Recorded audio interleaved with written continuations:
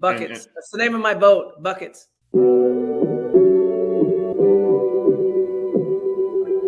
Buckets. What we get. Not the only transfer we got from Florida. Keith Stone, too. Remember that. Everybody who watches his show on a regular basis knows my love of the stretch four. You know, we all make mistakes. He might have made one going to Mercy Tallahassee. if y'all don't know. Dribble to the left, cross over to the right. Hurricane to the game, many buckets for the night. Matt with the pick and roll, Melissa with the give and go. This Shelly, you pretty girl dunking in the hole. Check the scoreboard, this what we ball for. Peep the gameplay, they want an encore. Yeah, overtime for another round. It's buckets after buckets, baby. You out of time. It's buckets. What it is, homie, it's buckets. Woo! We getting buckets. Yeah, baby, buckets.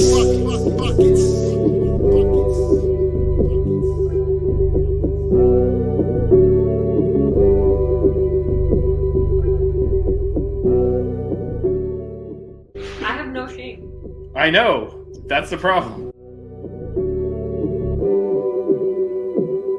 You guys are awesome.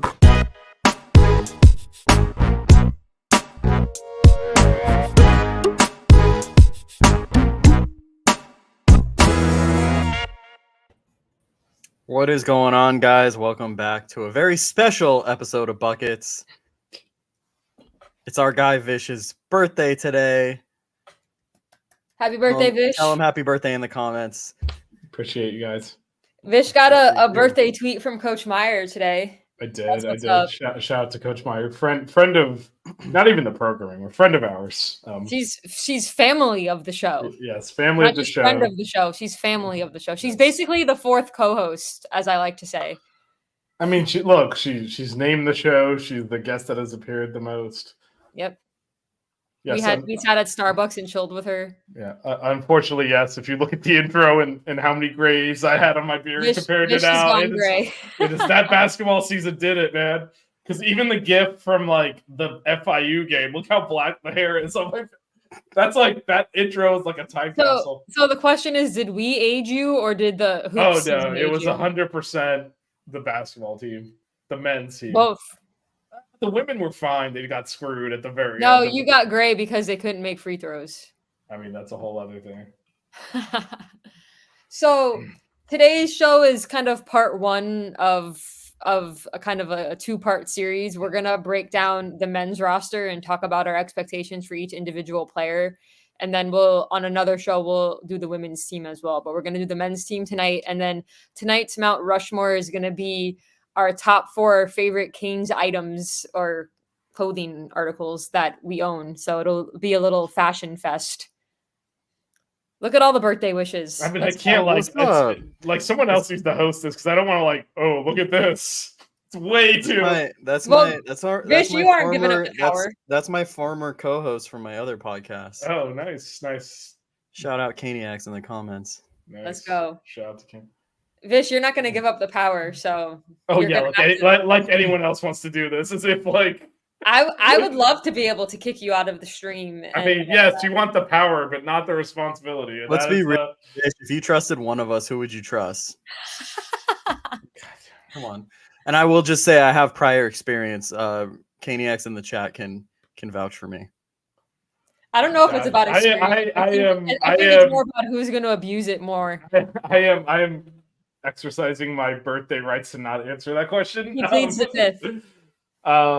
No, actually, the answer is I trust either of you. Like, it's not like it's rocket science. You're clicking buttons and shit. It's not. It's not that complicated. By the way, we got to get Doom to send us a picture of his hoodie when he gets it. It has. I just got an email on it. It has been dispatched, so it should be. So if you missed it, we did a hoodie giveaway last week for our 1-year anniversary show, and MF Doom, the king of thumbnails, won. He picked the hurricane warning zip up hoodie of the 4 hoodie girl hoodies. By the way, aboutthefans.com. Go get a hoodie. So that's on his way. We'll have to do that. Maybe I don't know when we'll do that again. Eventually. Do a hoodie giveaway. Yep. Maybe when we hit we're at like 500 something followers on Twitter. Maybe when we hit like 700 or 800, we can do another giveaway to celebrate. 1,000. Yeah, gotta go 4 digits. We might hit the 2-year anniversary show before we I don't care. We put a stake in the ground here. 1,000. Whatever comes first, 1,000 followers. No, that's not. Look, dictator, it's not what we agreed to. Matt and I have both. coalesced around 1,000. We could do both. 1,000. Matt and I coalesced around that solution. But the big question is who will we get on for the 2-year anniversary show? Coach Cullop is going to be hard to beat. That was a great show. Shout out to Coach for coming on. Yes. Thank you, Coach Cullop, for coming on. And actually, like, just generally speaking, I mean, I don't want to play favorites here, but the women's basketball program is so approachable. Everyone we interact with there is awesome. Yeah. I tried to get Darian Rogers' attention because Coach Cullop said we should have her on the show.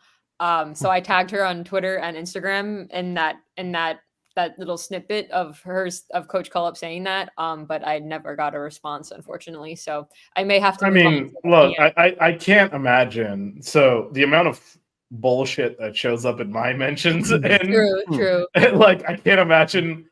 They probably I will say even the ones that look at their DMs are probably like, I'll do this once a month or something and not be like. Also, it looks like her and Jasmine have been working out together, and Jasmine's a friend of the show, so I can always. Jasmine is a friend on the show but I think the whole women's basketball program is. Right? We've got quite a few followers. Those are our people. I think the whole. I'm still determined to get Coach Fitz on the show. We got to get him on the show. Again, I think we can do those things. Yeah, it's gonna happen. We have to fill up a whole off season, so we need more interviewees. We're gonna run out of material eventually because we're filling up the roster quickly. Speaking of rosters, shall we get started? Well, before we do that, real quick, when we're on the subject, I got to shout out my friend. So I'm usually in Miami for my birthday. It's around Memorial Day. I had to come back for work stuff. One of my work friends, Angela Preziuso, shout out to you, also shares a birthday with me, which we randomly found out. So she took me out. We went to happy hour and stuff. So shout out to her. Gotta give her some props there. On to the content of the show. I would have taken you to Titanic if you. No, I'm usually like. And I would have paid, and there would have been a fight. Vish, I would have taken you to Cheesecake Factory. I mean, we would have loaded up for sure. I could have taken you to Popeyes. Would you have eaten Popeyes? For you, yeah. Popeyes isn't bad. I just like Chick-fil-A better. But did you see my tweet about how you're a Popeyes enthusiast? I did see that.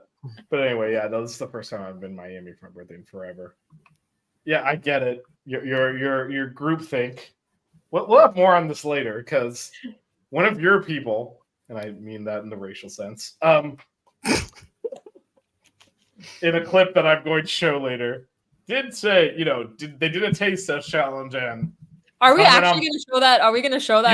You know what? While we're on the subject, before we just do it, just show it. Let's just do this. Let's just do this. Before we get into hoops, let's. We always have a hodgepodge of crap segment, so let's just keep it going. Let's just do this. Here we go.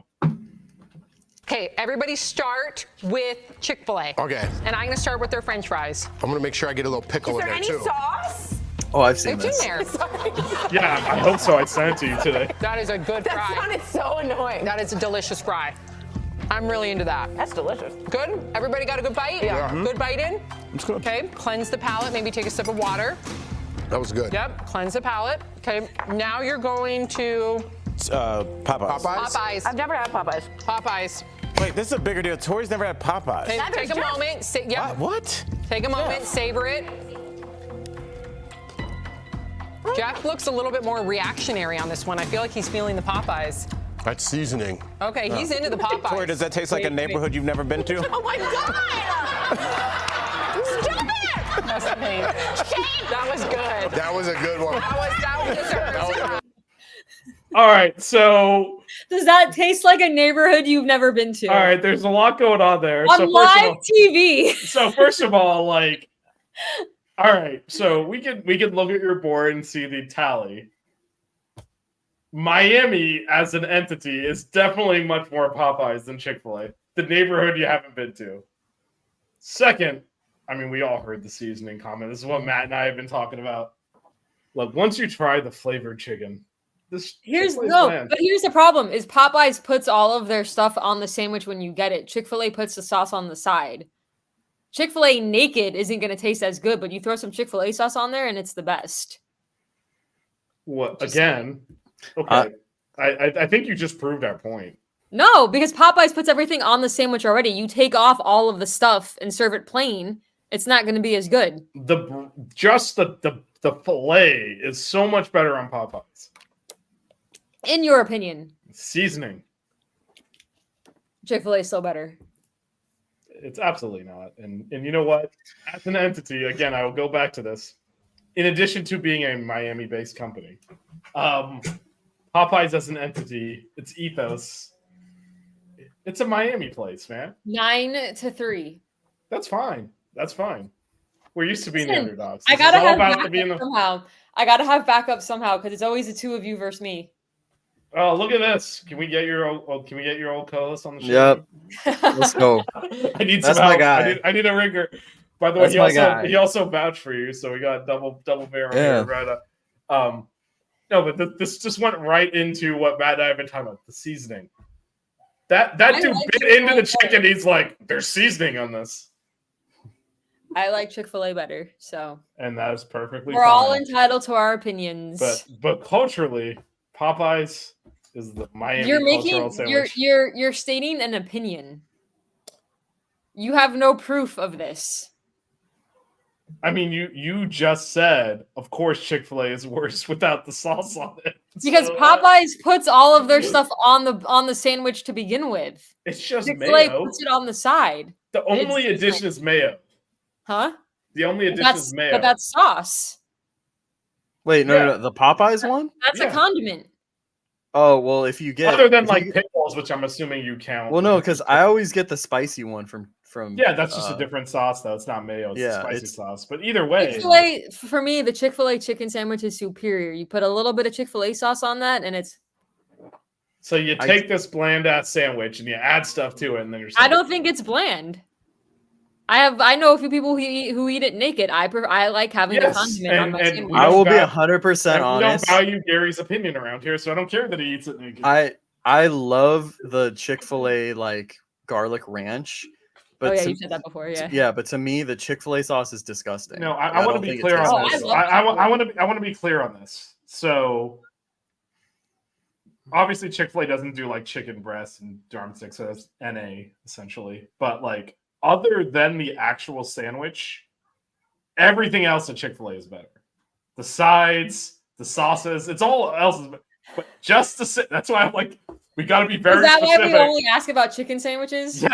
Yes. Well, I mean, we've got some usuals in the chat. Kane's Cats Eat. Kane's Cats Eat, you need to check your DM because I messaged you about our OG show. Also, we're doing Kane's on deck tomorrow and trying to figure out what we're on baseball. So Kane's Cats Eat will be and hi, Max. Shout out to Max, my guy Max.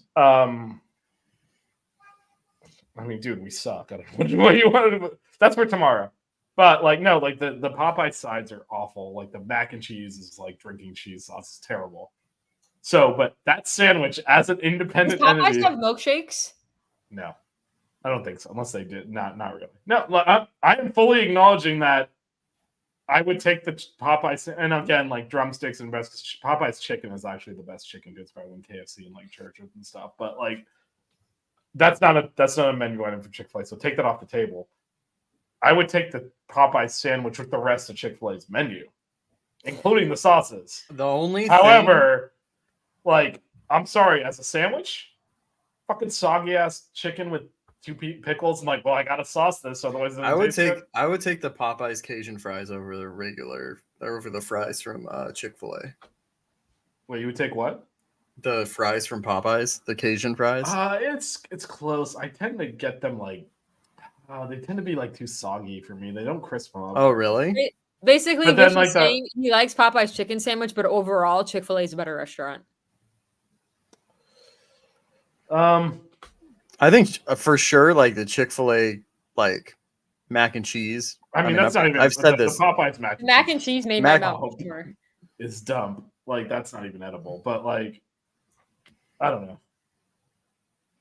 All right, let's talk hoops. Shall we? Yes, let's talk to. Oh, well, wait, Max what happened? Oh wait. Why did Coleman Hawkins stuff get you so hyped, Matt? Because I want him, even though I know it's not going to happen. So, all right. you can't find an updated roster of the men's team online. So I actually wrote down a list so we don't forget anybody. So take a screenshot of Melissa's list and post it on the. Well, I mean, she could have texted it to me, but God forbid we do anything ahead of time. Do you want me to? I mean, or you can just drive the conversation. Okay, and that's just say just walk. I didn't include walk-ons. Max, okay, you've sent me people before too, and you're like, could you imagine? Wait, what's the guy that Bill likes? The Serbian guy. Didn't he commit somewhere else already, or is he like? Yeah. He's going to Tulane. Oh, he committed to Tulane. Is Bill heartbroken? Bill, are you still in the chat? Are you heartbroken? That was a long time ago, though. Yeah, the what's his name? Hawkins is gonna get a lot of NIL. Anyway, so I made the list based off of returners, then transfers, and then freshmen. Okay. So I think we should start. So basically what we're going to do is we're going to talk about each player and our expectations for the season for them. So I think we should start with our guy, number 24, Nigel Pack. What do we think? What are our expectations? All right, I'll go first. First team All ACC. He had knee surgery. He's rehabbing. He's going to be healthy finally. I think we kind of forget how hurt he was last year. He apparently got hurt before the season, just playing through, and it got progressively worse. And obviously, he rushed back for the ACC tournament, tried to save the season. You get him healthy for an off season. You've got actual players that complement him around him now. I think he's going to be the best point guard in the ACC. I want to, obviously, because he was hurt, his shot was affected. He shot 35% from 3 last year, but he averaged over 40 the other 3 years before that. So I want to see him get his 3-point percentage back up and even higher. At his best, his last year at Kansas State, his last year at Kansas State, he shot 43.6%. So I want to see him beat that. What's up, Jackson? What's up? Thanks, Jackson. Oh, not that one. That one. Matt, what do you think? What's with the Nigel? Yeah, no, with the G. Is it like an inside joke I'm not aware of? No, it autocorrects. I think all ACC first team, like Vish said. I would say I said this before last year. Obviously, injuries were a thing, but top 5 in scoring in the ACC. I think he's that talented, and I think he has the right personnel, like Vish said, around him for him to do that. But, obviously we're going to talk about the other guys as well, and our expectations for them. But, I think people are sleeping on, the kind of player that Nigel is. And I think that they're going to show, why he was such a coveted transfer when we got him. Yeah, I would just add to that. Obviously, we already went. But, I think the underrated thing of him is his leadership and his character. Frankly, a lot of people in this position, you got hurt against North Carolina in January, season's going off the rails. I'm shutting it down. I'm rehabbing. I'm hitting the portal. He went the other way. He rushed himself back, tried to help the team out. Guys like that put it on the line with his talent, they're going to be great. And then he didn't fuck around in the offseason, and he immediately said, hey, I'm coming back. Yeah, exactly. He's a high character guy. And again, we've talked about this a bit on this show, but you get perceptions of people, and he was as Matt said, he's the NIL guy, or he's the high. He was kind of the first big NIL college basketball player. It's hard to remember 2 years ago now when everyone's just throwing money around now, but he was kind of the first guy that everyone was like, here's money. And that was kind of his reputation, was he came for the money. And what we got was the exact opposite. And so, him healthy with the right players around him, that character person, they're going to be great. He's going to work his ass off. He'll do whatever role is asked him. We saw that this year. The team, obviously that season went off the rails, but he showed so much more game when he was healthy than he did 2 years ago. People forget he was the most outstanding player of the region in our final. Right, but I guess my point is he took that, went into the offseason, understood that, hey, Zay's gone, Jordan Mill's gone. I got to be able to be a playmaker. He actually showed a lot of that. Remember at the beginning, you're like, man, he's driving and kicking. He's making plays for his team. And then he got hurt, and the whole thing kind of imploded. But he developed a lot of his game between those 2 years, even. So I think he's going to show up with new tools in his tool belt as well. Like I like Bill's I'm really comment. high on him. I mean, he's going to be much more than the glue guy. He's the leader. He's the guy. Yeah, he's the man. He's the guy. Name up in the rafters. I think he's potentially jersey retired. Obviously, he's wearing Rick Barry's jersey, so you can't retire it. But like, name in the rafters. I think it's potential here. I'm waiting for when we retire Isaiah Wong's jersey, but that's a whole nother thing. Yeah, that one needs to go up there. It's only so for those that aren't aware that the way that there's like honor jerseys and there's retired. The only two that are retired are Rick Barry and Tim James. Yeah. And Isaiah Wong absolutely deserves his jersey up there with those two. For sure. All right, so with our next returning player would be Matthew Cleveland. Can I go first for this one? You absolutely can. Yes. All right. So I'm actually really excited that Matthew Cleveland's coming back. I think a lot of us were disappointed in the season that he had, but you got to remember he was playing out of position. He was hurt. Other people were hurt. I don't think we've seen him at his full potential yet. So I'm actually really excited to see what he does this season. He's going to play more of the 3 because we do have some depth at the 4 now. I think there'll be times when he does play the 4. But I want him to get back to that awesome mid-range jumper that we saw at the beginning of last season. And I just want to see him more comfortable. My expectations is that he's going to look more comfortable within the offense. We'll get back to the all-out effort on defense. Like at the beginning of the season, I felt like he was always all over the place and he was always around the ball. And then he got hurt and then it kind of just fell off from there. So last season, he averaged 13.7 points per game. I would love to see that go up. I would like his 3-point percentage to go up too. He averaged 35.7% from 3. But I kind of just want to see an all-around improvement in his game, and I think he's gonna be one of our go-to guys. So where do you team? Not necessarily first team, but an all ACC team. I think could be the expectation. Okay. I was about to ask you, well, where do you? Because you said you hope, and then I'm a big Matthew Cleveland fan. I don't think we saw his full potential. So, and he took a lot of shit. I don't know that he reads social media, but I saw all the shit on social media. So I'm rooting for him. I think he's going to be a different guy this year. So, Matt, I think for how much shit he got last season, he was a pretty consistent scorer. I think there were some times when he would defer. I think that with, the departures that we have had, that's going to help booster his role a bit. I don't know if the numbers will change a lot more, but I think he'll be even more efficient, if that makes sense. I expect him to be better defensively now that he's going to be, more at his true position, guarding more perimeter-based players. He has the athleticism to do it. And I think that's what's kind of holding him back in terms of, like pro potential and whatnot. They want to see, NBA guys want to see that two-way ability. That's kind of what I would say. I would say like border, like all ACC, like honorable mention type is like kind of what I'm expecting from him. Yeah, I'm more on or like best case scenario.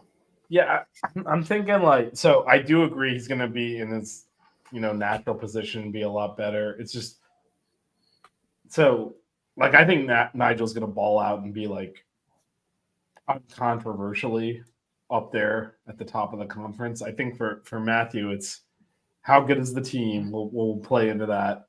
Where is he on our picking order? Because and we're going to talk about the rest of the roster as well, but we have a lot of guys coming in. I do think for him to be successful, he needs to embrace his responsibility. We talked about this a lot last year, but like he kept deferring to, frankly, players that are worse than him because they were here before him.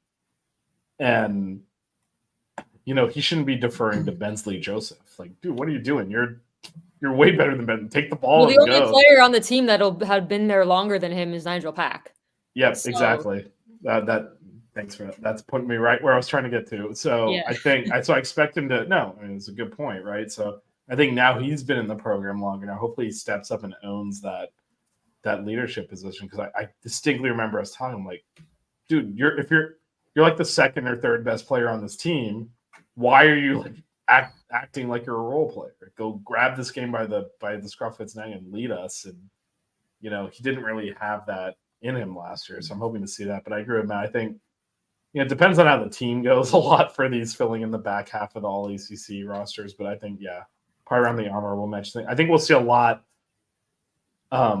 smoother Matthew Cleveland, a lot more comfortable Matthew Cleveland than we saw last year with him playing. But that's why I say I think his numbers are going to go up, because he's going to play his natural position. He's been in the system a year. He's going to be one of the guys having, because everybody left. He knows how to be the guy. He did it at FSU the year before he came here.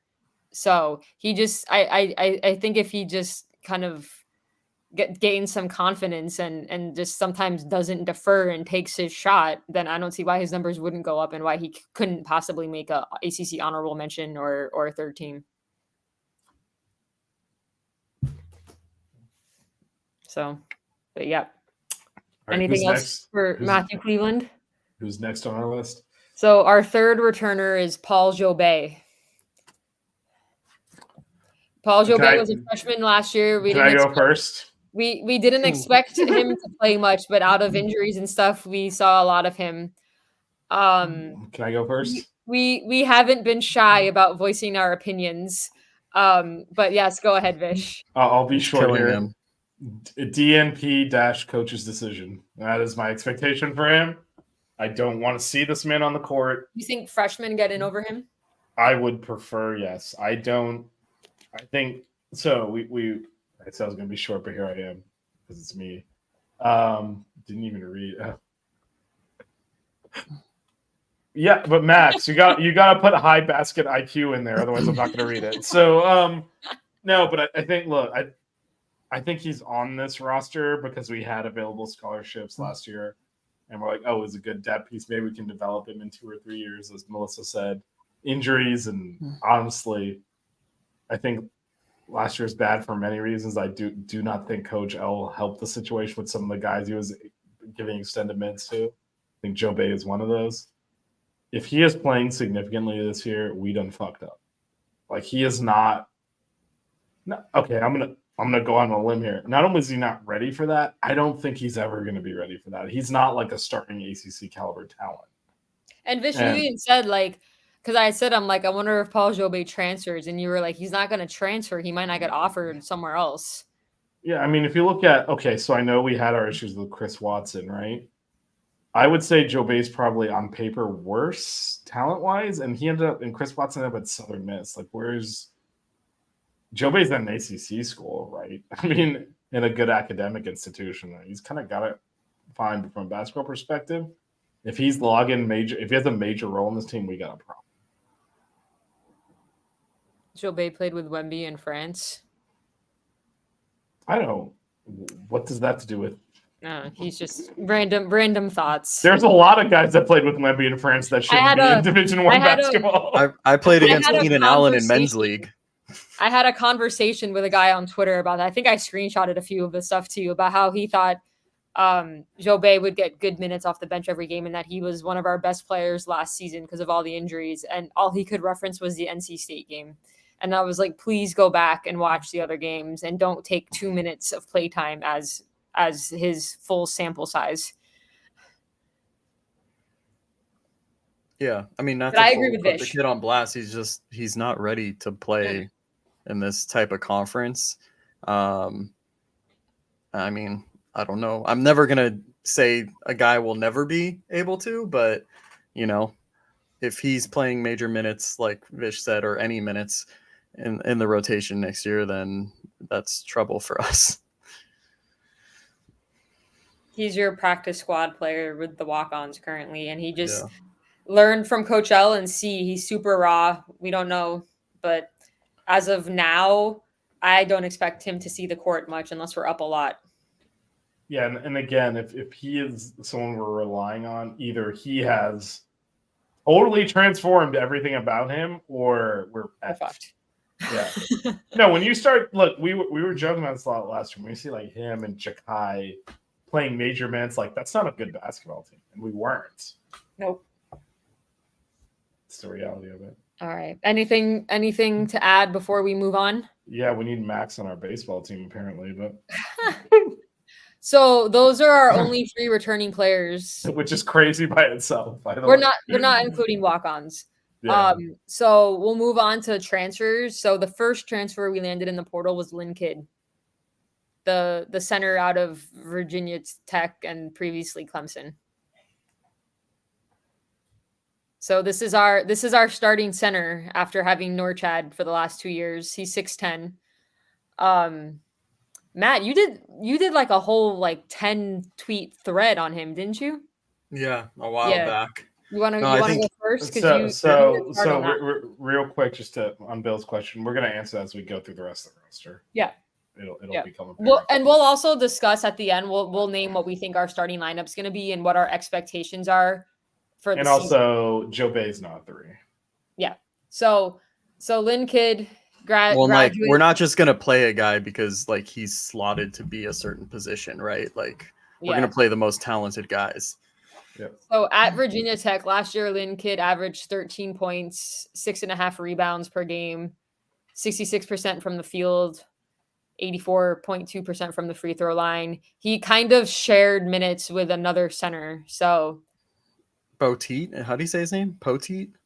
Poteet, yeah. Sure. I called him Bo Peep for the longest time. Yeah, he was like the big dude, and then Lynn Kidd was the lanky dude. Moving on from Norchad to Lynn Kidd, Matt, what are you expecting? No, I mean, I think this goes for more than one guy that we got from the portal, but like a guy that knows his role type thing, right? Like he's not going to try to do too much, but at the same time, like he's still going to be, a very good player for us. He's going to run the floor really well. He's very mobile for his size on defense. I know people were referencing the lack of shot blocking from him, but if you watch him play, it's because he's more concerned with getting defensive rebounds and stuff. That's why he was one of the best defensive rebounders in the ACC. So he's definitely going to help us in that regard. Defensive boards. I think overall defensively, Norchad kind of struggled at times to guard on the perimeter. I think that he's going to be a better defender on the perimeter. I think, with what he's done, what he did in limited minutes last season, I think he's going to put up some numbers. I don't know how many minutes he's going to play this season, but I could see him being like, at the peak, like a border ACC, like honorable mention type guy. You think he could average a double-double? I don't know about a double-double, but I think, he could be close. Yeah. Yeah, it just depends on how many minutes we're gonna play him, and we still have guys we can add too. So, but no, I'm very high on him, and I think he's gonna be a really good player for us.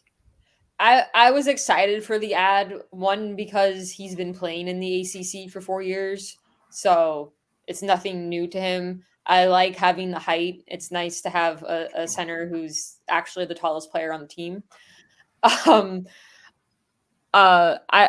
think as long as he does what his role is, I don't have like these humongous expectations for him. I want him to play in the paint, play defense, not rack up a bunch of fouls, just play smart. And him being a fifth-year senior, I think he can do that. And if I was him, I would want to take on an extended role and play more minutes. So we'll see, we'll see how that goes. But he's already been a starting center, or not starting, but he's played a bunch in the ACC. No, he was starting. But was he starting? Yeah. But It was like split minutes. It was split, so it was kind of like, even if he was coming off the bench, it's kind of like. But no, I'm excited.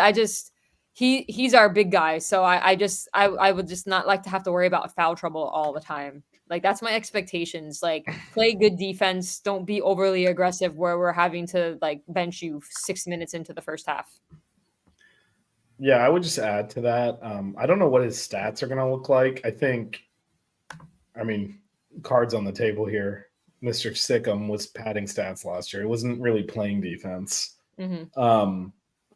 There were times where he was motivating. You'd be like, man, he's defending well. But for the most part, he was chasing rebounds. He was getting his double doubles, whether the team played well or not, or whether it was in the. I mean, the whether, stats might not be as flashy or attractive, but the impact, I think some of his stuff. I think it was stuff won't show up on the stats just because of his length down low. He might alter shots, but it won't count as a block. But I think it was two things last year with Norch had, right? One, he was definitely stat padding. I mean, Matt and I saw this in person at the ACC tournament. This is obviously it was not likely, but we need to win the tournament. He was padding his stats and not really trying on defense because, moving your feet well and forcing the other guy to give the ball up doesn't show up in the stat sheet, as Melissa was just saying. So there was that. And also, I didn't realize how poor he was defensively until we didn't have that option, the plan B of just, we'll switch Jordan Miller onto the guy.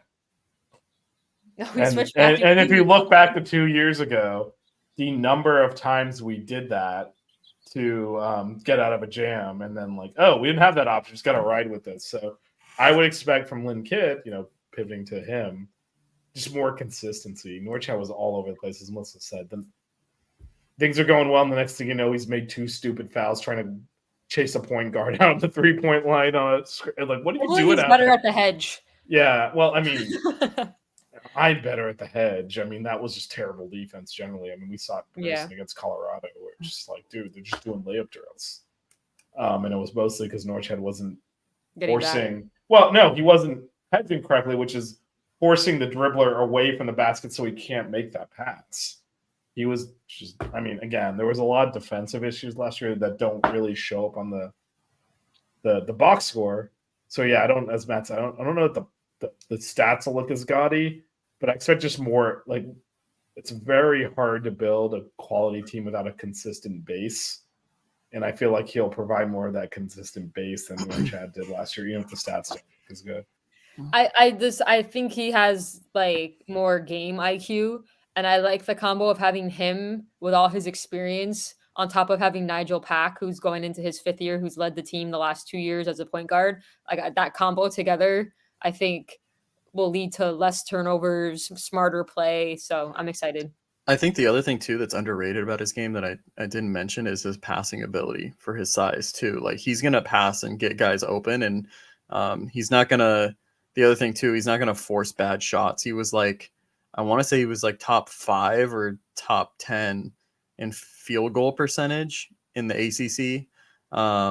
So he has that efficiency in his game, and he's not gonna force anything.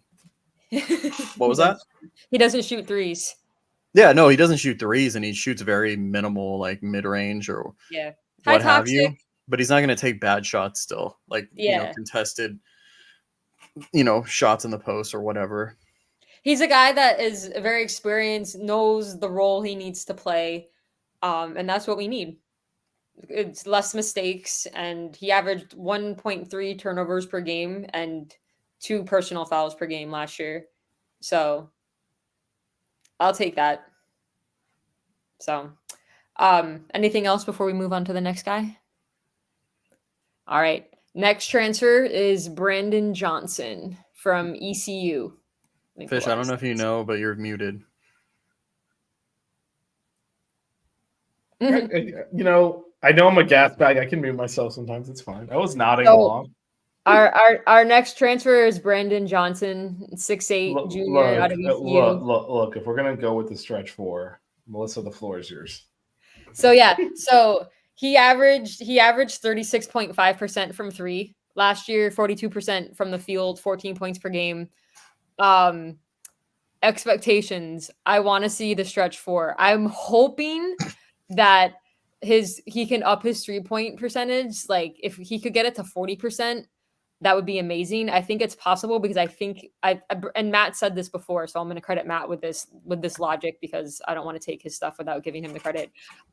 We have a lot better shooters on this team, so I think he's going to have more opportunities to get better looks just with ball movement and the fact that he's going to be surrounded by guys like Nigel who can shoot, Jaleel who can shoot, Matthew Cleveland who can shoot. So I want to see him get that percentage up to 40%. I think he's going to be just kind of like Lynn Kidd, just like a role player. I don't expect him to be all ACC anything, but he's going to be a guy that I think can stretch the floor. And if he turns into a stretch 4, I will buy his jersey. You're promising to buy a lot of jerseys. You got Leah Harmon's the Final Four jersey. Or if we make the Final Four, I said I would go to 42. Now you're buying Brandon Johnson's jersey just for being a stretch four. Like, what's happening? I want to see it. I want to see it. So you got to get one in trolley yellow. That's all I'm gonna say. So I'm excited. So Vish, you want to go next? Yeah, no, I think I'll be honest, like he's a borderline starter. Like we could have potentially pushed him to more of a 6-man, but I'm totally fine with him starting. He's a natural 4, which will be better than Matthew playing out of position. He's just got to be solid, rebound, defend, hit open jumpers. I don't need anything else from him. I think one of the things we had last year is, we talked a lot about our 6 guys that we could trust. They all thought they were option number 1. And, there needs to be a pecking order here. I need Nigel and Jaleel and Matthew to win the game. And I need Brandon Johnson to play defense, rebound, and hit open threes. And I think he can do that. I think it'll be a really good addition. Again, I think this team roster construction is way better than last year. So I think he's a good fit, especially next to Lynn Kidd. Matt kind of outlined a lot of Lynn Kidd's positives. I think this is a good pairing. So yeah, I'm looking forward to seeing him play. And I'll just say he averaged 14 points and 8.6 rebounds per game. So definitely doing his thing as the 4 down low, getting boards and things like that. So go ahead, Matt. Yeah, no, I think his ability to stretch the floor is going to be huge. He doesn't only just shoot threes. I mean, he shoots them from like NBA range, and it's like a good shot for him. I mean, 36%. It's not. It's a pretty good percentage wise when you consider like, how deep he's shooting some of those. Like Melissa said, if that number can go up a bit. He's improved his percentage each year. Yeah, he has. So. Yeah. And I think that, playing with these guys, it'll only help him get more open shots as well. He's kind of been one of, he was one of the guys that was like at the top of the scouting report, right, on his previous team. Probably not going to be at the top, this year. The one area I would say that I would be a little bit more worried about is defensively. If he can keep up with like more athletic guys his size and whatnot. There were some things I saw on film that would probably be the one area I would reference. But defensively, I mean, he's going to box out 100%. That's what he always does. Him and Lynn Kidd, like, we're not going to be giving up as many, or we shouldn't be giving up as many second chance opportunities as we have in the past, couple seasons. But no, I mean, I think he's going to be a solid player for us. Want to address Bill's comment? Not really. Just because of like the role he's coming here to, fill. I think I mean, we'll reference that with some other guys that we talk about, but I'm not super concerned about it. Shooting always translates no matter the level you're playing at.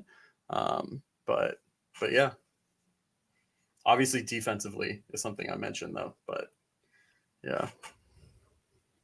Yeah, I mean, it's always a mixed bag when you're going in the portal, right? I mean, it's certainly better competition than you would have played against in high school, right? And we take kids out of high school and throw them out there. So in that sense, it's whatever. We'll know when we know. Sometimes you miss. You're like, that guy should not have been in the ACC. And then other times you're like, some of our top transfers came from smaller schools too. So there's not a one size fits all. Coach L has a proven track record. If you think about it, I mean, Jordan Miller came from George Mason. Norchad came from Arkansas State. He knows how to get these smaller school guys. He knows the fit that he needs. So, well, I mean, it's been a mixed bag for him too, right? I mean, we brought in guys who stunk, and then we brought in guys that have been key on a Final Four run from every size school.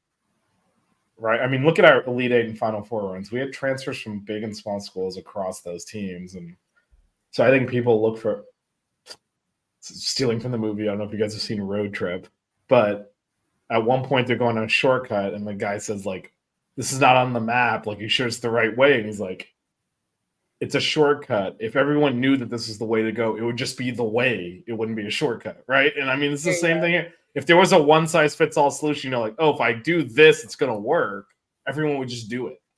So there's always a bit of guesswork here. Sometimes their skills translate, sometimes they don't. As Matt said, though, like some of the stuff he has doesn't matter what the competition is. If he's being asked to create a shot, so much like if Joe Bay is even playing, if Brandon Johnson's being asked to create a shot, we fucked up. Right? His role is to play off of the guys we know can play at this level, guys like Nigel, who that's most outstanding player of a regional. Like he can certainly play in the ACC, right? So it's he needs to his job is to shoot, to spot up, shoot when he has a chance. Well, he's got other stuff. He other things, but like if he can make threes and he can pull the defender out with him, that opens up the paint for people to drive. It opens up the paint for Lynn Kidd. So that'll be a big part of his game as well. Right. And I guess what I was getting at, there's knowns and there's unknowns, right? And so some of the stuff we talked about rebounding, Matt said he'll box out. That's true. You know, this is going to be bigger, faster, stronger kids. Hopefully he'll be able to do that successfully. But stuff like, can he hit an open jumper? Yes. And it's the same open jumper, whether the guys that aren't covering him are wearing ACC jerseys or not. So we know some of his game will absolutely 100% seamlessly translate, and the rest of it is promising, but you don't know until you know. We have to see. That's why when I tweeted it out on the Buckets account, I said our way too early predictions. Yep. No, it's the off season, man, and it came sooner than we wanted. So the Tuesday of the ACC tournament was a little early for the off season to start. Crazy. But here we are. Anything else to add about Johnson before we move on to our next guy? No, let's keep it going. All right. Jalen Blackman, the guard, 6'3" guard from Stetson. So he played 2 years at Stetson after playing his freshman year at GCU. He was one of the nation's top scorers, 21.3 points per game. Shot 42.8% from the field, 38.1 from three. And shot over 90% from the free throw line. So I'm very intrigued with this ad because he was obviously able to create his own offense at Stetson. So it'll be interesting to see what he does with the jump up in level. Like obviously he can shoot, but is it going to be more of catch and shoot, or is he going to be able to still create his own offense against better competition? So I'm interested to hear your guys' opinions. Matt, you want me to go? Yeah. I will say, so played at Stetson. They play in the Atlantic Sun. It's not the most competitive division, or, you know, when you're looking at other conferences and whatnot. I think he's a really talented offensive player. I think the big thing for him is he played next to a guard that was strictly like a traditional point guard that was solely like a playmaker. So he wasn't really looked at to do that. And I think that's something we're going to need him to do. I'm not saying that's not in his game. I think it's going to be an adjustment for him because we need a guy that can be a playmaker next to Nigel, right? It can't just only be Nigel. I think offensively, like I think the shooting will translate. I think he will be able to create for himself. He's a really good slasher. I think those things will translate. It's just how successful will he be?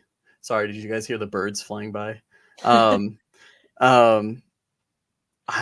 me, he has, I think out of any guy, he has like the biggest like variance of like what we could get. Does that make sense? I agree think with he you. could be an all ACC like second team guy. Or it could be a bust. I don't know about bust or like I don't even know. Yeah, I don't know. No, I totally agree with Matt on this. I think the big question is how does his game translate to a higher level? Because absolutely, Melissa. And this is what we were just talking about with Brandon Johnson, where like he shoots, he's good at shooting open jumpers, and he should get those here because here we have Nigel and Jaleel and Matthew to create those shots. In this case, it's much more about creating your own offense. So to Matt's point, like he could blossom here, or they could be a bridge too far, and then he could struggle. I don't think it's going to be total bust, but well, then the other thing too, like, and we haven't talked about him yet, is like how good is Jaleel Bethea too? That's what I was Because, gonna I mean, ask. I was like, who's starting? Who's starting at the 2? I just think there's so many like variables with it that it's just so hard to tell. I wouldn't be surprised if he came out and just asserted himself and he was, putting up like 15 a game consistently or whatever. But I don't know. It's tough to say. He has the talent for sure. Yeah, it will help him play next to Nigel. Like I Yeah. think they have to cover Nigel at half court, which just opens the court up for everyone. So that'll help him. But but like, well, and that's why like there was so much pressure on Nigel last season because no one could take advantage of all of the spacing that we had right on offense with Nigel being covered at half court or being double teams or whatever, right? But hopefully Jalen, Jaleel Bethea can both capitalize on that. Yeah, and think of like even more spacing that we're going to be able to have with Brandon Johnson being the stretch forward type guy. You got Matthew Cleveland at the 3 who can shoot the 3, who can drive, who can take a mid-range jumper. Nigel obviously can shoot from outside the gym. And then Blackman has that ability to shoot threes. Like there's the spacing's going to be even better. And Vish said it before, how we've rebuilt this team, it's much more even and it we don't have to talk about, oh my God, everything's really small. Yeah. Better constructed. It's a better fit. Yeah. I will say too, like the thing that I didn't mention about Lynn Kidd is like he's not this guy that's just gonna stand in the post and just camp out there. Right? Like he's very mobile. He's gonna come out, set ball screens, do dribble handoffs. He's very active for his size too. So, we are going to be playing in space, even though he isn't someone that is going to, knock down perimeter shots. There is still going to be floor spacing because of the way he plays. So do we agree that Blackman could possibly be an all ACC team possibly, or, it kind of just depends on that jump and how his offense translates. So kind of like high ceiling an ACC team, low ceiling kind of more of just a role guy. Low ceiling or the floor. I think it's going to be. I mean, he could, if we're really good. Like part of this is again how good the team is. If we're really good, he could sneak into the back half, like third team honorable mention or something. But the other thing to look at is where is he on the pecking order of our roster? And then does he start? I would be shocked if he's not starting game 1. But does he start the whole season? Yeah, Coach L's not known for starting freshmen, but it's questionable if he starts the whole season. Yeah. But also, just in terms of, I will say if Jalen Blackman is like an all ACC player, then we're gonna be a really fucking good team. Well, we'll have to be because they're not gonna. This is what I was getting at. 3rd, 4th, 5th best player on your team. If he's making all ACC, it's because you've won the conference or. Like, I mean, that's how you start stuffing those rosters with your players. Because, like, after the first few guys, frankly, these guys aren't watching games anyway. They're just like, who's good? And they start taking players off of their roster, right? So, I think it's more dependent on how good the team is. But no, he's a very positive addition. And, just, the theme as we're going through this, the roster construction is so much better. And this is just another part of it. This is a natural shooting guard that'll play well off Nigel. And we have more bodies. Well, last year we were running 2 point guards, right? Yeah. So now it's like, oh, hey, this fits. Last year, we already talked about these plays, but Matthew Cleveland was playing out of position at the 4. Now he's at his position. We have an actual 4. So, and our center is actually tall. Like we've kind of constructed him. We've gone through a starting 5 now, likely for the first game, and it's a much better constructed roster.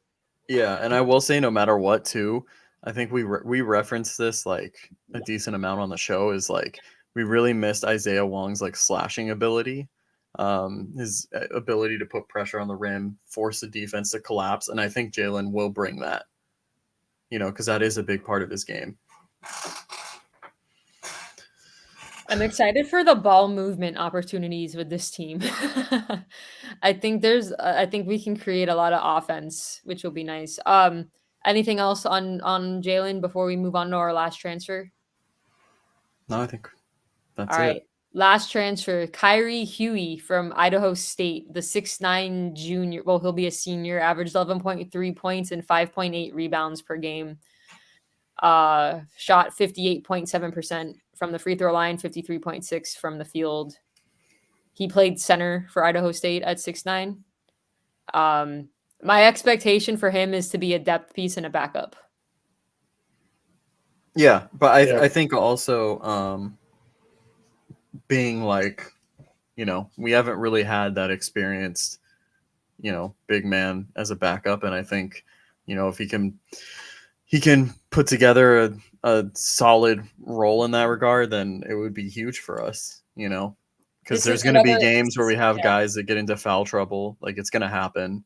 This is another guy where you see that jump. Like, how is he going to respond to playing in the ACC coming from what conference is Idaho State even in? I don't even know. It's the same as Montana and Montana State, I think. Yeah, Matt's two favorite teams. That's a big rivalry. Come on now. Thrilling battle there. Yeah, no, the other Big Sky. They're in the Big Sky. I think that is actually the same conference as well. No, that's what I'm saying. It is because I'm looking at their schedule. I know I watched Montana State play. I know that. They lost to Montana in the Big Sky semifinal championship postseason. Yeah. So. I mean, the other thing I would say a little bit better conference than the ASUN, but still. But it's also good to have a big in there that, and actually Matt and I talked about this a little bit with who was the other white dude on Duke, not Filipowski, his backup? TJ Power. Was that the dude's name? 15, I think. Oh, no, Ryan Young. Yeah, so I thought you meant the guy that entered the portal. Sorry. No. So this dude would come in, and I was almost jealous because he would come in, foul everyone, run into people, elbow people. Doesn't matter. You're the backup big. I'm just gonna fuck shit up, grab rebounds. I don't care if I go over the back. We haven't had that because we haven't had a backup big, and Norchad played that way where he didn't give a fuck and fouled everybody too. So I mean, he has low IQ basket, but there's a difference in what he was doing and but also these guys are doing. But you need that guy that's like, it doesn't matter if I get 3,005 minutes. I'm gonna go in there and there's a difference in fouling someone at the rim versus fouling them like 40 feet away from the basket. This is true, but I think having a big that can kind of go in there and play a little recklessly, give that energy off the bench, and it doesn't matter if he picks up fouls. I think that's something we haven't had. You see some of the better teams have that, where it's like, yeah, I'm going to give, my all ACC guy a rest. And yeah, the talent's going to drop off, but now I got someone else in there that's going to change the energy a little bit. And, when you're even 2 years ago, you're coming with Anthony Walker and all of that, and he brought the energy, but he's not big, right? I mean, he's playing out of position, and last year we didn't have a backup at all, really. So I'm looking forward to that. Like, hey, we can actually run multiple bigs at you, and the backup can really come in there and make things happen. I will say Lynn Kidd is more like on the scrawny side a little bit, whereas Kyrie is 6'9", 220. So he's got a little padding on him. So a little bit more muscle. Some padding on him, some muscle. So, but yeah, we kind of have like a 3-guy rotation of bigs because you got Brandon Johnson at the 4, and then you've got Kyrie and you've got Lynn Kidd. So you've got height, which and I think we have like versatility across the board, and like I wouldn't be surprised if, depending on who we're playing, you see someone like Brandon Johnson at the 5, and then Matthew Cleveland's at the 4, if it's depending on personnel, right? Yeah. Just because of how many guards we have, again. More guards than Shawshank. Yeah. No, and actually I was talking about this with someone on Twitter that I expect Cleveland to get minutes at the 4, depending on what we run out there. Because you want to go like all guard lineup. You're going to throw like Nigel, Jalen, and Jaleel at the 1, 2, 3. And then you can throw Matthew Cleveland at the 4, and then either Brandon or Lynn Kidd at the 5, and then you got a really quick lineup. Yeah, and like let's talk about this too, because this was brought up earlier of like who the backup 3 would be. I think it's like, I think it's the guard, whoever comes off the bench, whether it's so the 3 guys that should be playing like at all times, right? It's Nigel, Jalen Blackman, Jaleel. They should all be two in. of them should be in. Yeah, two of them should be in at the same time, and then it's like Yeah. if Cleveland isn't in, then them three are in, right? Or maybe Schwartz. I don't know. Schwartz backing up Nigel. Yeah, I think that Schwartz comes in and overpasses. We'll get to him. We're gonna get to him. Oh, sorry. Okay. Go ahead. He's gonna pass Joe Bay. Well, Sorry. just to close this point off, I think the big difference between last year and next year, hopefully, is when we choose to go small and play some of these lineups because we can, not because we have to. And we have better talent. There was no plan B last year. It's like, we gotta do this. Don't have another option. Well, and it's really hard to prepare for a team that can play in multiple ways. That's the biggest thing, right? Because we can play small ball, and now we can play like a conventional basketball team too, because of what we've added. So, and we've got shooters. Yeah. Yeah. So, shall we move into the freshmen? Yep. All right. Let's talk about Jaleel. Go ahead, Matt. No, I mean the highest rated recruit to ever come here. Phenomenal player. I fully expect him to be a top 3 pick. I'll hedge it a bit. I like top 5 pick in the NBA draft just because of, the potential and what he can do on the offensive side of the ball. I think his defense will come. No, but it's always tough with freshmen. Especially with the ACC, with like Duke and UNC having, a ton of freshmen as well. In terms Duke of has like 3 freshmen in the top. Yeah, in terms of guys making like an all ACC team and whatnot, I think we have some really good players. But I mean, it's tough to say with like we talked about Jalen Blackman and whatnot, but man, Jaleel is just so talented. I think, no matter what, all ACC team. I mean, definitely potential, but I think it's the same thing as like, I mean, it's all dependent on how Jalen Blackman does, you know what I mean? Mm-hmm. And Jaleel's still a freshman. They're both taking a tough. step up in competition. So it's kind of like, this is the ceiling, but this is also the floor. Yeah. Well, and then like, I mean, what if they're just both complete monsters, which is, very likely to happen because they're both really good players. I mean, it's tough we would be talking about like 3 guys on all ACC teams then 3 guards. You know what I mean? You would assume that him and Blackman at their best are going to get starters minutes, whether or not they're starting or not. Oh, for sure. Yeah. Like it's like, that's probably the 6th man. Whoever. Yeah. Jaleel is too talented to like not, find ways for him to be on the floor. I don't know that Jaleel begins the season starting because L doesn't usually start true freshmen. But at one point last season, Keyshawn George was starting over Bensley. So we have to see. We'll see what happens. Yeah. Yeah, he's gonna win. He's gonna win ACC Rookie of the Year. He's the best freshman in this conference, and whether or not he starts, your flag. Fuck that guy. I love you, Fish. You're such a homer. I mean, like, seriously, like, that's fine, but like, I think, first of all, I think there's opportunities here for Jaleel, and yeah, Toxic's right. Like, it's not really an exception. It's more what Melissa said. He's not generally. Coach L's not just inserted true freshman in the lineup. Like, Lonnie Walker had to earn his spot. There was never any doubt Lonnie Walker was going to be starting sooner rather than later. It was just like, all right, when's he going to do it? And I think we'll see something similar to that. And if it's actually a debate over whether Blackman is going to start over him, like by December, January, it's because Blackman is playing his ass off. But like, no, I think Jaleel's that good. And I think the thing that's going to stand out, like, I mean, we've seen the highlight clips, and obviously offense pays the bills, but like, he's really good defensively too. And I think that's going to show out a lot, and that's what'll separate him. And if we have a good season, the awards are their individual awards, but their team awards masquerading as individual awards. If we have a really good season, Yeah, I think he'll win ACC Rookie of the Year and I expect to have a really good season next year. And also, I think John Shire sucks. So I don't know what like Duke was supposed to be unbeatable this year, and they weren't good. And Julio relative to said their on the talent. show, go back and watch that interview, that his passing is very underrated. So Yeah. Well, and No, that's the biggest thing. Like we have guys. I mean, Jalen. I think he was a better passer than like stats show and whatnot. I think he was kind of just playing the role he needed to because of the personnel he was playing next to. But both guys have the ability to play make, right?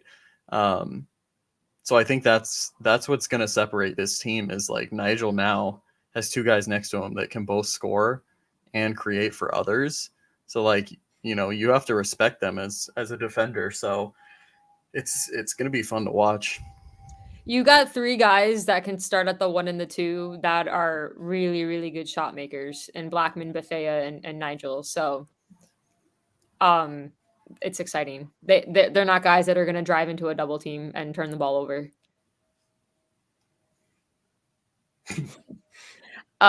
Anything else to add? So our expectations are Vish's expectations is ACC Rookie of the Year, which I guess maybe would make an all ACC team. Vish, he'll fit in there somewhere. We're gonna see how they're. Yeah, I'm just gonna say top 3 draft pick. Okay.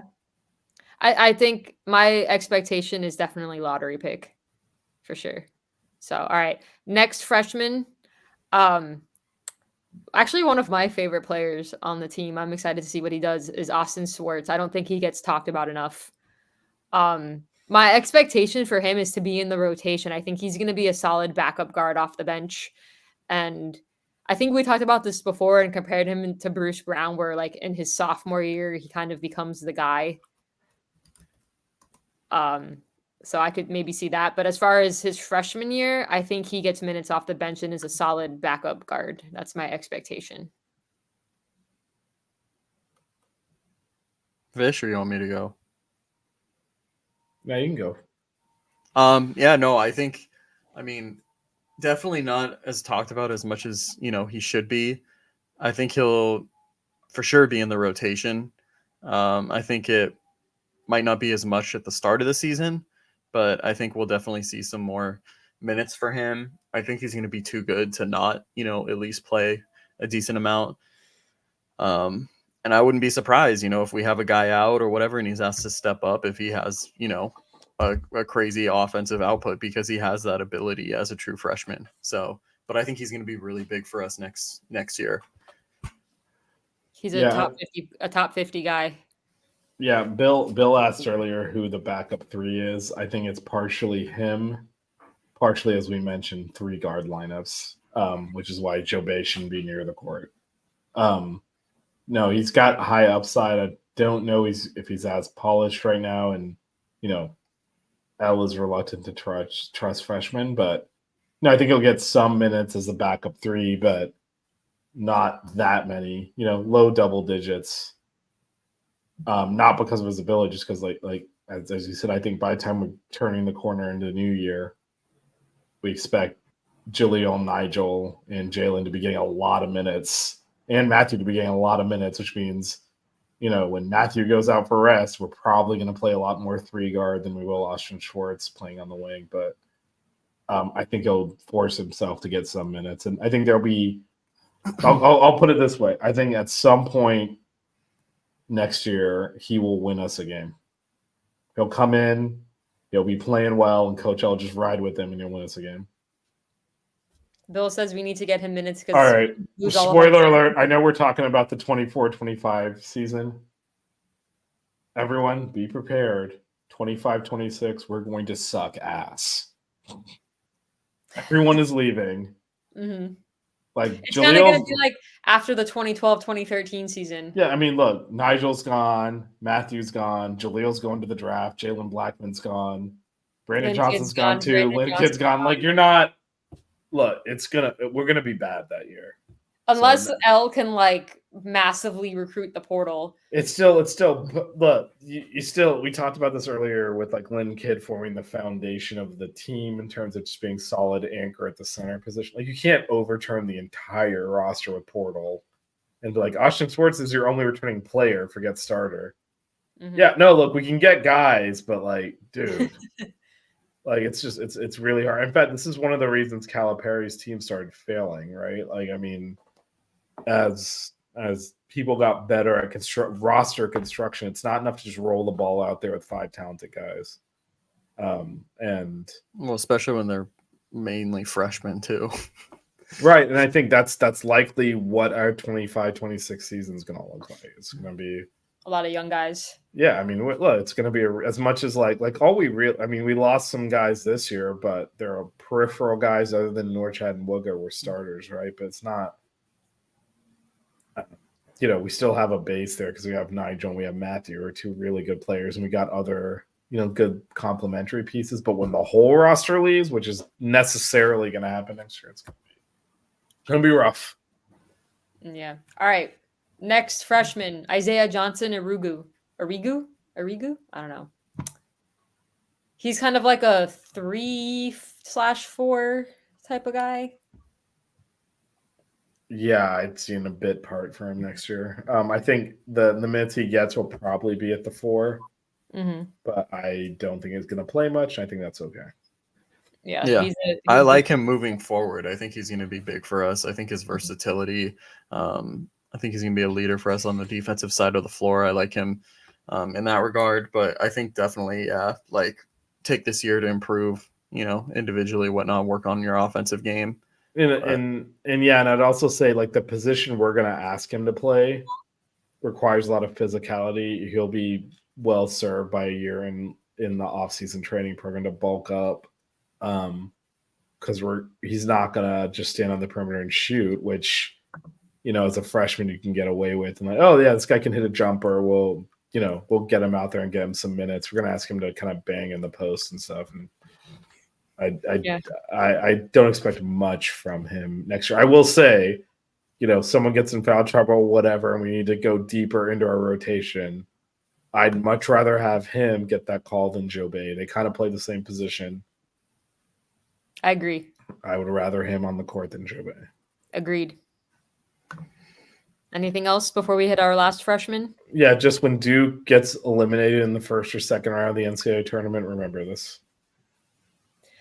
I don't know how to pronounce this guy's last name, but his first name is Divine. He's the most recent commit from Texas, I believe. I guess Baylor was after him too. He didn't want to be like that stupid thing, sick him, so he came to us. I think this is another just like kind of like Isaiah, where we won't see much of him. He's more going to develop, and we'll see how that goes. I don't expect to see a lot of him on the court. Matt? Yeah, I'll just go quickly. I don't think he's going to play at all. Yeah. Red shirt unless we have injuries. Same. Okay. That's the whole lineup. We went through everybody. I actually feel a little bit more confident about this team after talking about all of our players. So do we quickly want to give our way too early predictions for where we finish in the ACC and expectations into the tournament?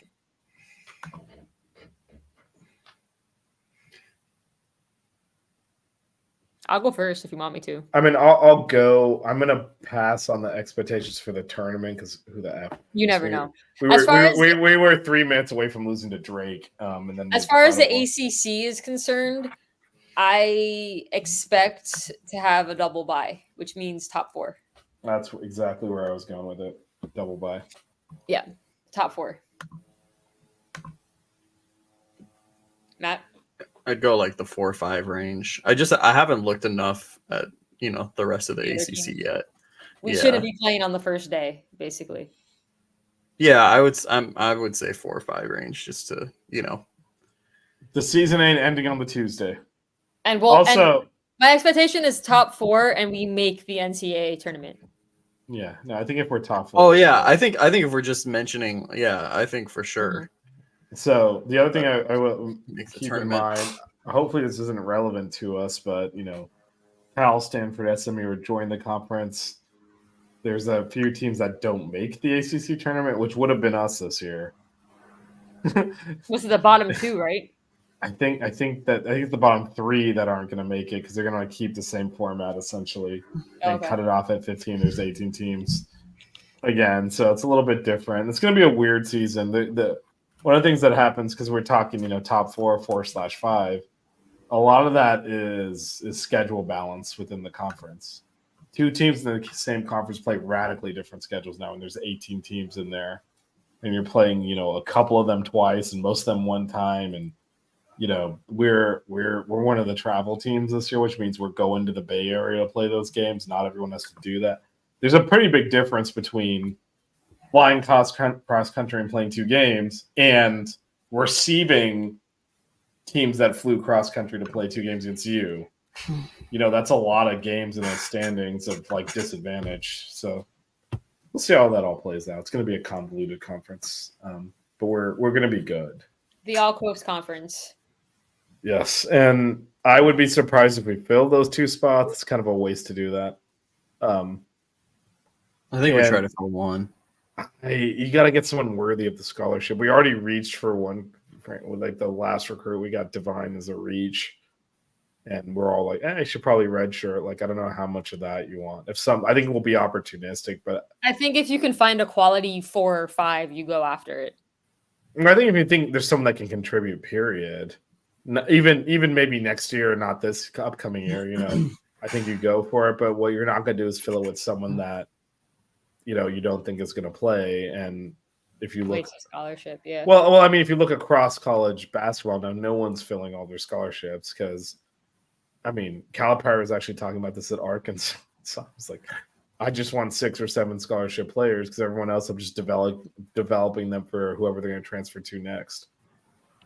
Now, part of that is because he came into an empty roster and doesn't have enough players to fill it, but there is some merit to that, right? If you don't think this guy is, one, going to meaningfully contribute in the upcoming season, which it's hard to imagine any transfer coming in at this stage doing that, or 2, going to stick around beyond that, it's not even worth doing. So I'd be moderately surprised if we fill either of those, and we definitely don't need to. So don't everyone don't stress and be like, why didn't we fill it? It's worthless unless you really get a guy that's gonna upset the pecking order we just spent the last hour talking about. Yep. And we're already way better off than we were last season. So we've constructed a more balanced lineup than we did last year. So, but a large part of that is we actually brought in a real freshman class that's high quality because we haven't done that in a long time. And so if you look at if you take Jaleel and Austin Schwartz and Johnson Arigo off the team, all of a sudden we don't have depth. It's the same problems as we don't have depth. We need this, we need that, but because we know we can plug in at least. Jaleel's going to be one of the best players in the ACC, and then also Austin Schwartz is certainly someone you expect to be able to count as at least a role player. That's one of the things we've been missing for a while now is impact freshmen. So that's positive. Anything else to add before we move into Mount Rushmore? No. Nope, I think the thing I'll say overall too is I expect a more cohesive unit, like Vicious said, but I expect a smarter team as well too. We have a lot of upperclassmen coming in that I think are high IQ guys. I want to see the turnover percentage go down. Things of that nature, less defensive breakdowns, and I think we will this season.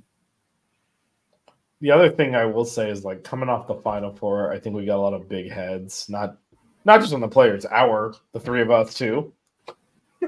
It's all on the internet. You can go and I think as a program, we've been humbled. And I think there'll probably be a better, and this is Nigel excluded from this because he gave everything he had for this team. I don't know that everyone else was doing that last year. And I think there'll be, as Matt said, not just more cohesion and better chemistry, but just more willingness to sacrifice for the team's good, which I think after making the Final Four, we, a lot of players, us as fans, got big heads And it was more about kind of personal achievements over maybe what's good for the team, and you have 4 or 5 guys doing that, and the next thing the team stinks. And I think that's where I landed. So if the way the last season ended and the losing streak and all that did not humble this team and this program, then we're screwed. But I can't imagine it didn't. All right, Mount Rushmore. Mount Rushmore. We got props. We have props for today's Mount Rushmore. Tonight's Mount Rushmore is our favorite Canes items from our closet, from our respective closets. Tell the Cavenders to not talk to Ruiz. It's whatever. We're going to do a women's expectation show in the near future. Yeah, and leave the Cavenders alone. Yes. So who wants to go first? And repeats are allowed. I don't know. I mean, I have shit here I grabbed out of my closet. So if you pick one, I can't not use it. So. Yeah, exactly. So who wants to go first? Vish, you should. Vish, birthday boy. Birthday boy, go first. All right. This is a new edition, so I had to pick at least one hat, and I only did one hat. But of course, this is when we I picked that one out for you. She did. By the way, it was I guess the sale's over, but on clearance at all Canes. It was like $10. This is a badass hat. Plus, I kind of like doing the, obviously Melissa and I are alums. I like a little bit of the academic thrown in there. So we got the 1925 when the school was founded. It's a high quality hat. So, I went with this. I have a million Miami hats. It was a tough choice, but Vish's hats are like my hoodies. Yeah. Matt. Yes, I What's your first item? I'm gonna go with this one first because it's like the sentimental item. It's not so much about. Ooh, I forgot about that. Okay. Vish is gonna know this. Vish is gonna know. Mention, by the way, I have 5. I have 2 honorable mentions. Yeah. Vish is gonna know this shirt. But you wore that at the Final Four. Yeah. So I wore this the entire run of the Elite Eight and the Final Four. You also wore it when you jumped into your pool when the Kings made the 88 that's time. why. That's why. Nice. That's why I have to have it on the list. Yeah. So this definitely got to be up there. This shirt is super old. So what up, Nate? But I'm never getting rid of it. Shout to Nate. By the way, man, it's 11:30. Why the hell are you at the gym? You're on real people time. Grinding. Now. Respect. Yeah, but he's not on your bullshit times anymore. He's moved to the proper time zone. He's still West Coast, best coast, so that's why he's at the gym right now. Yeah, he was grinding out there. By the way, they better call fouls on Minnesota tomorrow. I was very upset. But anyway, let's go, Luka. Let's go, Mike Conley over 2.5 rebounds. Like Vish and his hat, I obviously had to put a hoodie in this, and this is obviously my favorite hoodie. I call it my formal hoodie. Oh yeah, there you go. With the green sleeve and the orange sleeve and the orange hood. This is my favorite hoodie, and I almost didn't get this hoodie because they only released it in men's. I'm like, they're not going to have one that fits. And then I happened to check, and they had it in an extra small. So this is by far one of my favorite hoodies in the collection. By the way, I excluded my hoodies from my hoodie line. I didn't include those in my gear. So excluding my hoodies, this is my favorite hoodie. I also call it my formal hoodie. Okay. See, I actually like your interview hoodie, which is obviously again a dated term. The interview hoodie I haven't pulled out in a while because I wore it so much at the beginning. But I'll have to put that when we get Coach L on the show. I'll switch back to the interview hoodie. So all right, Vish, what's number 2? All right, number 2 is a newer addition also to the collection. Melissa might have this one, but the shorts from Coach Meyer. I had to do it. It's really hard to frame these into the camera, but anyway, these are these are the not for sale practice shorts. Practice shorts from Coach Meyer that Vish didn't know he was getting. Yes, so yes, it was a surprise. Vid was me talking about the practice shorts and Coach Meyer DMing me telling me that she had practice shorts for me, and so when we met up, she actually had a pair for Vish also. Yeah, that was a surprise gift. Shout out to Coach. But that had to be on the list, so that's number 2 for me. All right. I didn't get a pair of shorts from Coach, but these are the shorts that I chose. These are my Miami Hurricane shorts. We got the old school logo with the pipe. What is that thing on Oh, the man. side there? Is that G? What is that? Oh, it's a logo of the company. Goods. Made on. Goods. Yeah, Goods by Dax. So Never these heard are my of them. I favorite like shorts those to wear. shorts. Yeah, they're Those are nice. cool. They got a bunch of pockets and stuff. They're super Does it have a back comfy. pocket like mine do? Yep. Love it. Love the back Yep. pocket. Yeah, You know Good. what's that you, back you, pocket. you know what's underrated that's featured on those shorts? The cursive canes is like strong. Anytime Yeah, we that's break out like the on the cursive canes, baseball jerseys. yeah, that's a Yeah, good yeah. that's a good time there. So There we go. Since Vish already brought him out, I might as well also. The Coach Meyer shorts are definitely on my I mean, top. I know it's just like no repeats because we're definitely both gonna No, have those. and the funny thing is that they're massive on me, so I can't actually wear them. But I'm hoping that Coach Meyer will sign them and then I can frame them. But There they're you go. so freaking nice, so I'm kind of sad that they're so big on me that I can't wear them. So But not only have I worn mine, I wore mine running a half marathon because I told her I would, and it was pouring rain, and like those shorts are pretty heavy. Generally speaking, they're definitely They not are. running They shorts. filled up with water. They are a really good material. But here, for context, in general, I'm an extra small in basketball shorts. When I buy smalls, I have to roll them up. These are a medium. So, I mean, it kind of just looks ridiculous. But they're I mean, super mine are nice, big on and me too. I they were pulled given them. to me by Coach Meyer. So, of course, they're on my top. I mean, mine are big on me too, but I just pulled them tight. It's drawstring, tied them up. Yeah, mine are 2 sizes too big. Yours are 1 size too big. That's true. But I powered through that half marathon, even though they were heavy to begin with because they're basketball shorts, not running shorts. And then it was Yeah. pouring rain, so they soaked through. And yeah, they were. I got through it though. I had to do it because Coach. Vish, what's your gives me- third? Yeah. All right. So my third one, Melissa actually tipped this a little bit, but our baseball jerseys are the best thing we They have are. on campus. So I had to pick between all of them. I could have gone with the orange one, but I went with the white with the cursive hurricanes here. Oh, those are sick. Yeah, those are definitely awesome. Oh, This is my favorite baseball jersey. Although, like any of the baseball jerseys, could have potentially. We're going to honorable mention the Old English M Miami have orange that one. jersey. You I have the have that orange one with the Old English writing. Yeah. Yep. Yeah, and also like I've got all the baseball hats that are also sick too. So I could have just done like a baseball thing here, but I picked the white jersey. Yeah. And Matt, Matt what's looks your third? contemplative over there. What's happening? I have What's going- 3. I'm gonna I'm have to staring- show like 2 or 3 things. Yeah, I'm staring at 3 items, and to only pick 2 of them is hard. The gray black jerseys jerseys, are black awesome. baseball jerseys are sick. I mean, by the way. look. So the baseball, literally, like the white one I showed, the orange one with the Old English writing on it, the gray ones, the green ones. Melissa has the green jersey, and the black one. Like the baseball, they just knock it out of the park. All 5 of those are better than any jersey. Adidas kills Yeah. it with their baseball jersey. Anyone who wants to argue the Nike Adidas debate when it comes to the baseball uniforms, Adidas wins like hands down. The baseball jerseys are amazing. And I would say, I mean, I have to think about this a little deeper, but I think those 5 jerseys are better than any jerseys we have on our other programs, period.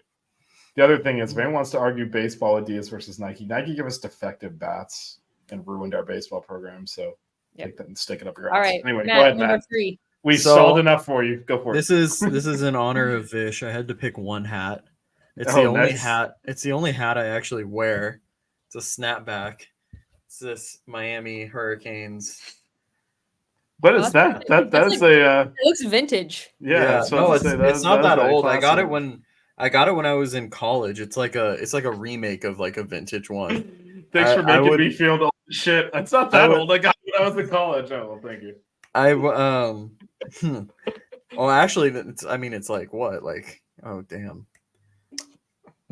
Oh man, college was a while ago. Actually, shit. It'll catch up with you. It'll Anyways, catch up with you. no, but I used to wear it around Long Beach, and like, I specifically Beach. remember. Go Beach. This is like a funny story of like there used to be this app called, I think it was called Yik Yak or something, where people could post like anonymous posts. And so someone posted like, oh, I'm getting so sick of seeing people wear other college gear on our campus. Today I saw someone wearing a Miami Hurricanes hat. And I was like, oh shit, that's about me. But That's awesome. But yeah, so, and then I started wearing my Miami stuff all the time. Like every single day I would wear it. But I even, when Long Beach's old basketball coach Munson was there, he was still the coach when I had my basketball class. I would show up in full Miami stuff, And he'd be like, "Oh, don't have any beach stuff, huh?" And be like,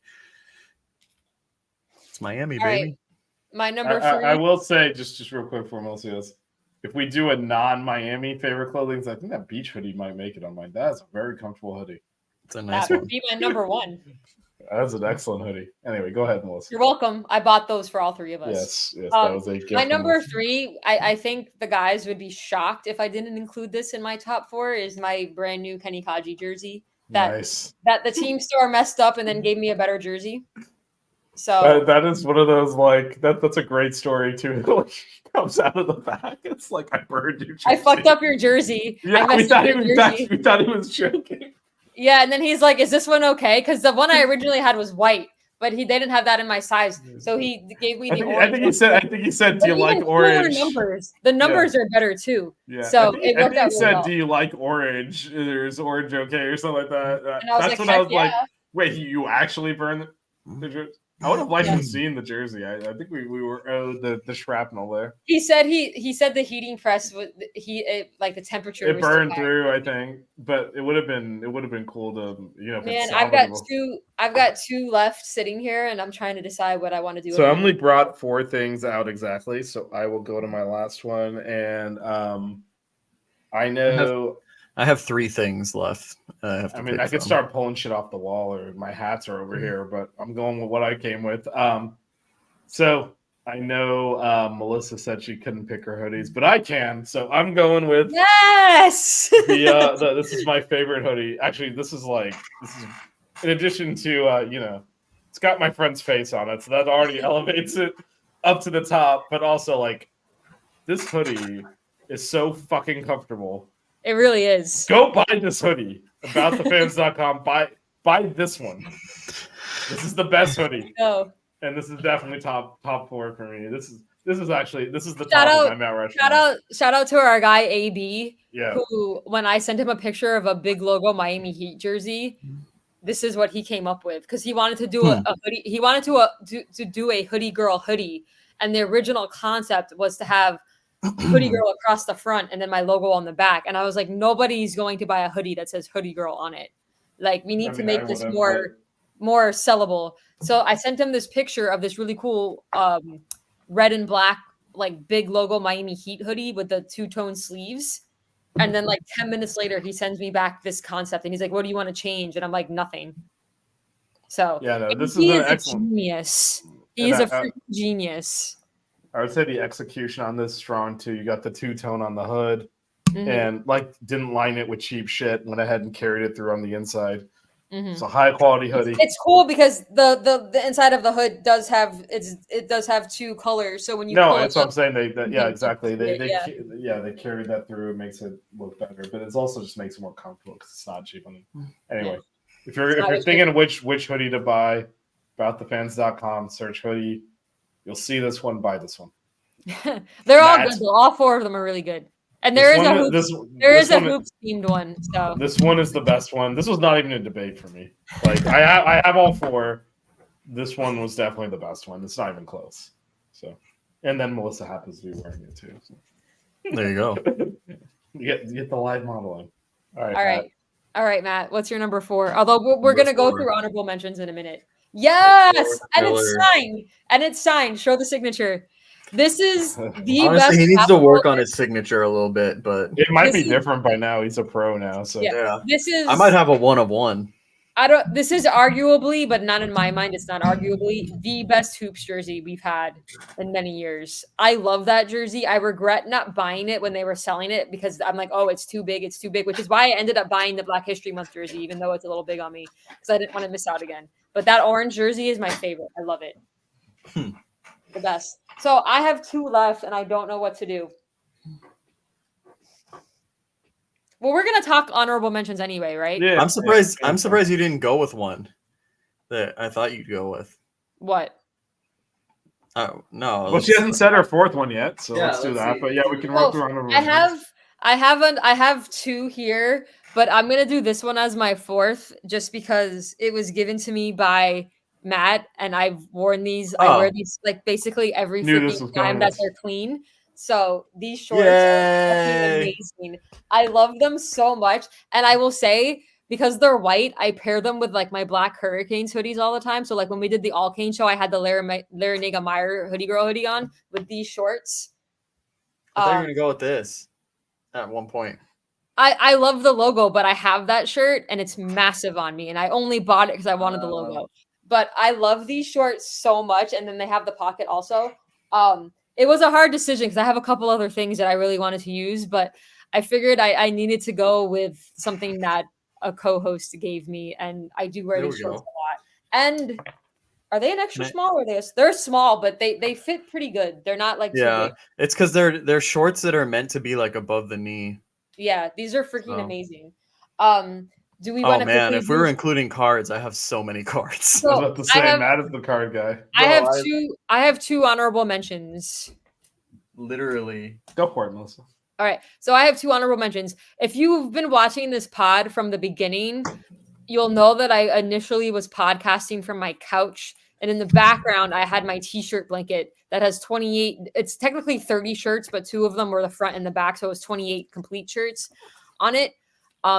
I didn't use that as my top 4 because I thought that was kind of cheating because it's like so many shirts. Go back to one of our older pods and you'll see it. It's 30 t-shirts. I should have sent you a picture of it and you could have pulled it up. But anyway, the other one that I was debating for my 4th, along with those shorts, is actually a recent buy.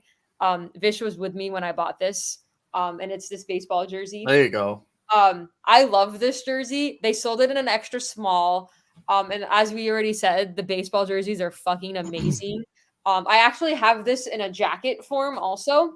And then, honorable mention also, that black jacket I wore around DC, the starter jacket that I got from Caneswear. That jacket is sick. I should have taken that out also, but I didn't want to like completely remove my closet. I love that jacket also. But yeah, this jersey as well would be in my top. So you had some honorable mentions too? Yeah. The second card, I don't even remember which ones I showed. I got this Cam McGusty signed card from Nate. He sent this to me. No. If we're talking cards, my good buddy Matt here got Tim me James. two Tim James signed cards. Was it this one I held up? It was Bruce Brown. I thought it was. Which other ones do you have? I don't recall that one. I showed this one too. Denzel. Yeah, that we saw, and then you had a bunch of Duke Johnson stuff. Oh yeah, no, for sure. Definitely had a bunch also, of. Real quick, my favorite postseason shirt that we've. I have 3 of this same card because I love this card so much. The like black signature. Sorry. Quickly, another honorable mention real quick because I want to throw out a postseason t-shirt from all of like our times going to NCAA tournament and all that. But our ACC tournament championship shirt from 2013 is probably my favorite. That's actually really sick. Yeah. And I'm kind of mad at myself because I wore it a bunch and I've washed it a few times. So it's a little faded, but I have a cabinet full of all of our postseason shirts in there right here, like right next to me, right off screen next to the shoe thing. But this is by far my favorite postseason t-shirt that we've had. I have 3 honorable mentions. One is this from Home Field Apparel. I love this shirt. What does that say? Here come your name's block in the bottom part. The Canes. Here come the Canes. Okay. Okay, cool. And then I have these basketball shorts. I don't remember who gave them to me, but they're these Nike ones. But I love the Miami like font. They're Nike though. Yeah, no, that was actually the Nike font. We can't use it anymore. I love that font. And then my third one is actually the Fear of God hoodie. I know you guys. I was about to say no one's mentioning the damn hoodie. I went and went. I love the. I know you guys are. I know you guys similar to those shorts. Hold on, let me go get them. 1 second. I know you guys aren't exactly high on the fit of it, but I love the oversized fit of it. I've worn it like several times already. I don't mind the over. I think Melissa's much more concerned with the oversized fit. She likes to wear form-fitting stuff. I don't really give a shit. The neck hole, man. Yeah. So my big ass bulbous head barely fits through the neck hole, and then it's a little choky. If you're looking to get a throwback pair of basketball shorts, kind of similar to like the Nike stuff, All Canes is selling these. This is pain. This is true pain here. All Canes is selling these. So it's got the U on this one side, and then it's got Canes written down this side. Those are sick. And they have pockets, and it's got the U on the That is some shorts. These Those are are really all games. Wait, and is the brand the what is it called? It's like 1979 or something. What's the brand name?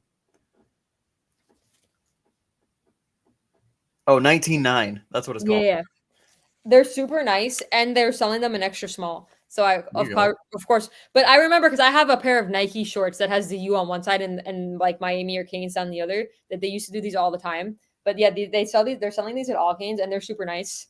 Nice, good lining. But I just got these the other day with Vish. I have a pair of those. I think they're in black. But those have pockets. Oh, that's nice. The ones I have. Yeah, don't have that's what pockets Canes. at That's all. what I'm talking about. Canes Cat seat. Yeah, they look like the ones they're doing like throwback. So, but the cooler part is I have the black ones like that. These have pockets, which is clutch. So, just saying. But yeah, I have a lot of gear. I think we all do.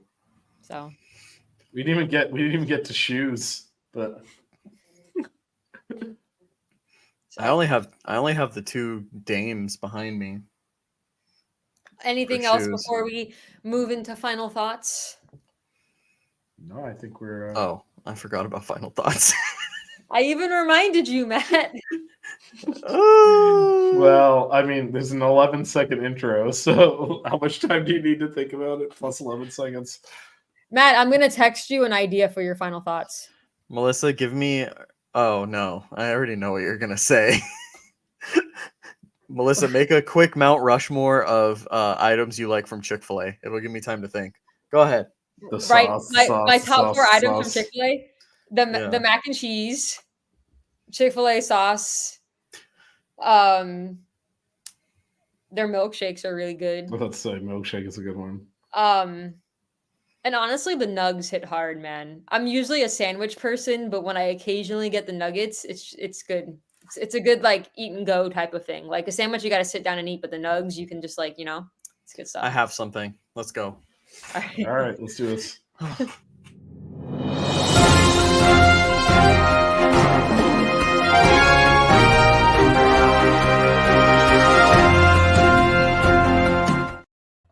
All I can say is Chipotle, it's about fucking time that you got back to the portions that we loved. Oh my God. I swear there were times that I would go, they give you a little half scoop of rice, you ask for more. I had to walk out one time. I was like, are you kidding me? And I just out of there. Hopefully, it's not just a temporary thing. But I don't know if you guys have seen people. Apparently there was like a notice given to like Chipotle managers across the country of like, hey, start like loading up the bowls more, especially if people have phones and they're like recording whatnot, or it looks like they're recording. But all I can say is I'm glad, portions have been better the last 3-4 times I've gone in the last 3-4 days. But it's about time. Don't revert, Chipotle. Please don't. Please don't. Shout out to Vish. Happy birthday. Thank you. Do the socks outro. Don't cry. Keep it chill. Wear good socks.